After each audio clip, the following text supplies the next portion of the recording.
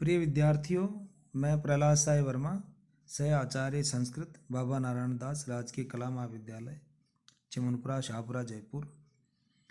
MA final Sanskrit के चतुर्थ प्रश्न पत्र में हम कारक प्रकरण का अध्ययन कर रहे थे, जिसके इस कारक प्रकरण के अंतर्गत हम पंचमी विभक्ति का अध्ययन कर रहे हैं, जिसमें भीत्रार्थानाम भय हेतु यहाँ तक इस सूत्र तक हम पिछले वीडियो में अध्ययन कर चुके हैं।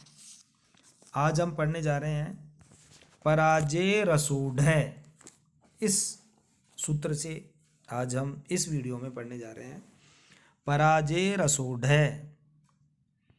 पराजय प्रयोगे असह्यो अर्थो अपादानम स्यात् अध्ययनात् पराजयते ग्लायति इत्यर्थ है। असोढ़ किम शत्रून् पराजयते अभिभवति इत्यर्थ है।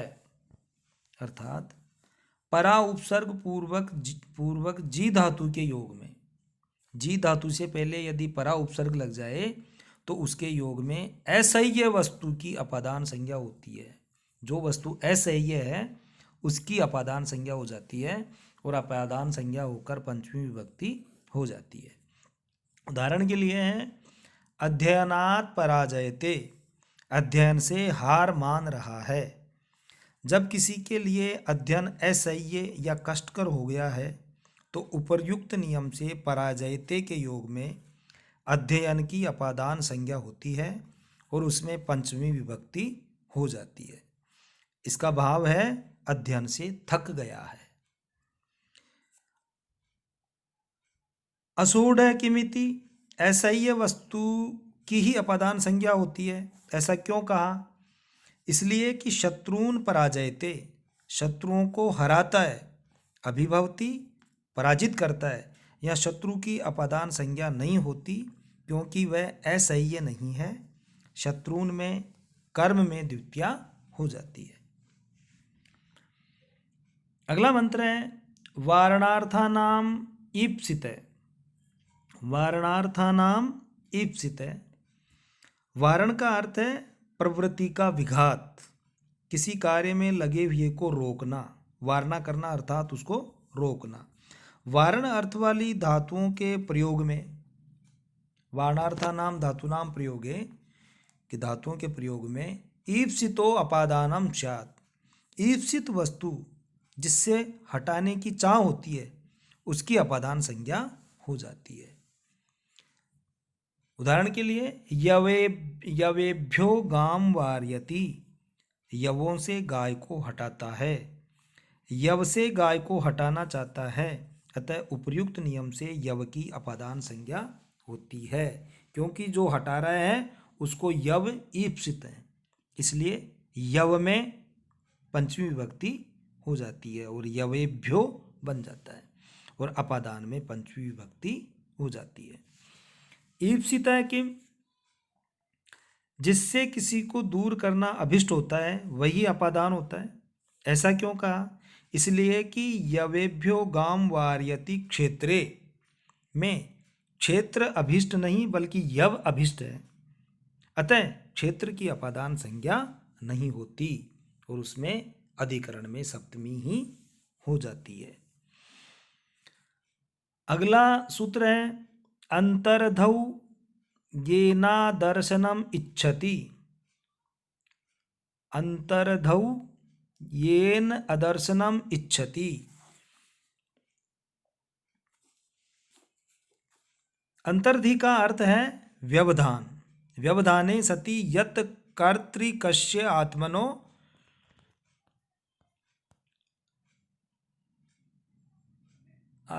दर्शनस्य अभावम इच्छति तद अपादानम स्यात्। अंतर्धि का अर्थ है व्यवधान अथवा ओठ। व्यवधान होने पर जिससे अपना अदर्शन चाहता है, अर्थात जिससे अपने आप को छिपाना चाहता है, उसकी अपादान संज्ञा होती है। उदाहरण के लिए मातुर्निलीयते कृष्ण, कृष्ण माता से छिपता है। कृष्ण दीवार आदि का व्यवधान करके माता से छिपना चाहता है, अतः उपर्युक्त नियम से मातृ की अपादान संज्ञा हो जाती है और अपादान में पंचमी विभक्ति हो जाती है। अंतर्धौ किम, अंतर्धी शब्द रखने का क्या प्रयोजन है? यह कि जहाँ व्यवधान होने पर कोई अपने आप को छिपाना चाहता है वहीं यह अपादान संज्ञा होती है। अतएव चोरान न दिदृक्षते, चोर मुझे न देख लें, इस विचार से चोरों को देखना नहीं चाहता। यहाँ चोर की अपादान संज्ञा नहीं होती क्योंकि यहाँ व्यवधान निमित्तक छिपने का भाव नहीं है।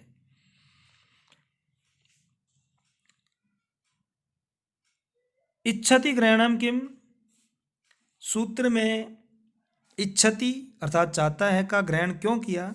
इसलिए कि यदि किसी के छिपने की इच्छा है तो उसे देख लिया जाने पर भी अपादान संज्ञा हो जाती है। जैसे देवदत्तात यज्ञदत्तो निलीयते, देवदत्त से यज्ञदत्त छिप जाता है। अगला सूत्र है आख्यातोपयोगे। यहाँ उपयोग शब्द का रूढ़ अर्थ है नियम पूर्वक विद्या ग्रहण करना। नियम पूर्वक विद्या स्वीकारे वक्ता प्राक संज्ञे स्यात्।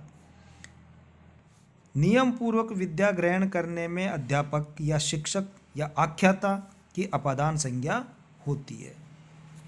उदाहरण के लिए उपाध्यायात अधीते, उपाध्याय से पढ़ता है। उपर्युक्त नियम से उपाध्याय की अपादान संज्ञा होकर उसमें पंचमी विभक्ति हो जाती है। उपयोगे किम, यहाँ नियम पूर्वक शिक्षा ग्रहण की जाती है वहीं वक्ता की अपादान संज्ञा होती है। यह क्यों कहा? इसलिए कि इसके लिए उदाहरण दिया है नटस्य गाथाम शृणोति, नट की गाथा सुनता है। यहाँ नटस्य में पंचमी विभक्ति नहीं होती क्योंकि यहाँ नियम पूर्वक शिक्षा प्राप्ति नहीं है। उपाध्यायात अधीते, इसमें नियम पूर्वक उपाध्याय से कोई अध्ययन करता है तो उपाध्याय में नियम पूर्वक अध्ययन करने से, औपचारिक अध्ययन करने से वह उपाध्याय में पंचमी विभक्ति हो जाती है। अगला सूत्र है जनि कर्तु प्रकृति। जनि का अर्थ है जन्म या उत्पत्ति। जनि कर्ता उत्पन्न होने वाले जायमान का हेतु अपादान संज्ञक होता है। यानी जनि उत्पन्न होने वाला जो जायमान है, उत्पन्न होने वाले जायमान का हेतु अपादान संज्ञक होता है। उदाहरण के लिए ब्रह्मण्य प्रजा प्रजायन्ते, ब्रह्मा से प्रजाएं उत्पन्न होती हैं। यहाँ प्रजायन्ते का कर्ता उत्पन्न होने वाला प्रजा है, इसका हेतु ब्रह्म है। अतः उपर्युक्त नियम से ब्रह्म की अपादान संज्ञा होकर उसमें पंचमी विभक्ति हो जाती है। ब्रह्मण्य प्रजा प्रजायन्ते। अगला सूत्र है भुवै प्रभवै। भुवै प्रभवै, भवनम भू, भू कर्तु प्रभवस्तथा हिमवतो गंगा प्रभवति तत्र प्रकाशत इत्यर्थ है। भू शब्द का अर्थ है होना। प्रभवै का अर्थ है प्रथम प्रकाश स्थान। यहाँ पूर्व सूत्र से कर्तु पद की अनुवृत्ति होती है। भू के कर्ता के उत्पत्ति स्थान की अपादान संज्ञा होती है। भू के कर्ता के उत्पत्ति स्थान की अपादान संज्ञा होती है। हिमवतो, उदाहरण के लिए हिमवतो गंगा प्रभवती, हिमालय से गंगा निकलती है अथवा वहाँ प्रथम दिखलाई देती है। यहाँ उपर्युक्त नियम से हिमवत की अपादान संज्ञा हो जाती है और अपादान में पंचमी विभक्ति होती है। आगे वार्तिक है लब लोपे कर्मण्य अधिकरणे च प्रासादात प्रेक्षते आसनात् प्रेक्षते प्रासादम आरुह्य आसने उपविश्य प्रेक्षत इत्यर्थ है। श्वशुरात् जिल्रेति श्वशुरम वीक्षे इत्यर्थ है। गम्यमानापि क्रिया कारक विभक्ति नाम निमित्तम कस्मात्त्वम नद्या। ल्यप प्रत्ययांत के छिपे रहने पर, जहां ल्यप प्रत्यय छिपा हुआ हो, उसके छिपे रहने पर, उसका अर्थ प्रकट हो जाने पर उसके कर्म तथा आधार में पंचमी विभक्ति होती है। उदाहरण के लिए प्रासादात प्रेक्षते, इसका अर्थ है प्रासादम आरुह्य प्रेक्षते, महल पर चढ़कर देखता है। यहाँ आरुह्य ल्यप प्रत्ययांत का प्रयोग नहीं, उसका कर्म है। प्रासाद उपर्युक्त नियम से प्रासाद में पंचमी विभक्ति हो जाती है और प्रासादात शब्द बन जाता है। आसनात प्रेक्षते अर्थात आसने उपविश्य प्रेक्षते, आसन पर बैठकर देखता है, या आसन उपविश्य का आधार है, इसमें पंचमी विभक्ति हो जाती है। लप प्रत्यय का लोप हो रहा है ऐसी स्थिति में। श्वशुरा जिर्रेति, श्वशुर से लज्जा करती है अर्थात श्वशुर को देखकर लज्जित होती है। या श्वशुर लप प्रत्ययांत वीक्ष का कर्म है, इसलिए श्वशुर में पंचमी विभक्ति होकर श्वशुरात शब्द बन जाता है। गम्य माना इति, जिस क्रिया का वाक्य में प्रयोग नहीं होता अपितु प्रकरण आदि से जान ली जाती है, उसे गम्य माना क्रिया कहा गया है। ऐसी क्रिया भी कारक विभक्ति का निमित्त होती है, जैसे कस्मात त्वम, तुम कहाँ से आए, नद्या नदी से, यहाँ प्रकरण आदि से आना आगमन क्रिया का बोध होता है, उसके निमित्त से कस्मात और नद्या में पंचमी विभक्ति हो जाती है। अगला वार्तिक है यतश्चाध्व काल निर्माणम तत्र पंचमी तद्युक्तात् अध्वनय प्रथमा सप्तम्यौ कालात् सप्तमी च वक्तव्या।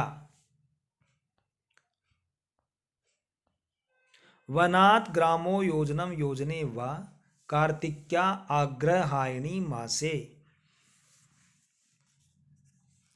जिससे आरंभ करके या मार्ग या समय की गणना माप की जाती है, उस स्थान या समय वाची से पंचमी विभक्ति होती है। या निर्माण का अर्थ है निमान या माप। तद्युक्तादिति वा, उस पंचम्यंत से अन्वित दूरी या मार्गवाची शब्द में प्रथमा अथवा सप्तमी विभक्ति होती है, प्रथमा सप्तम्यौ। कालादिति अर्थात उस पंचम्यंत से अन्वित कालवाची शब्द में सप्तमी विभक्ति होती है। वनात् ग्रामो योजनम योजने वा, वन से ग्राम एक योजन है। यहाँ वन से ग्राम की दूरी दिखाई गई है, तो यतश्च अध्वकाल निर्माणम तत्र पंचमी इत्यादि वार्तिक के अनुसार वन पंचमी विभक्ति में है, इसलिए उसमें वनात् हो जाता है। पंचम्यंत से अन्वित मार्गवाची शब्द योजन में प्रथमा या सप्तमी विभक्ति है। कार्तिक्या आग्रहायणी मासे, कार्तिक की पूर्णिमा से अगहन की पूर्णिमा एक महीने में होती है।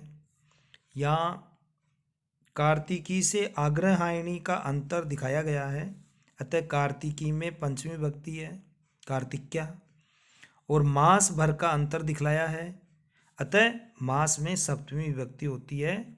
किससे? तद्युक्ताद् अध्वनय प्रथमा सप्तम्यौ, प्रथमा और सप्तमी विभक्ति हो जाती है। मास भर का अंतर दिखला गया है, अतः मास में सप्तमी विभक्ति है। अब इससे आगे अगले वीडियो में पढ़ेंगे। Thank you.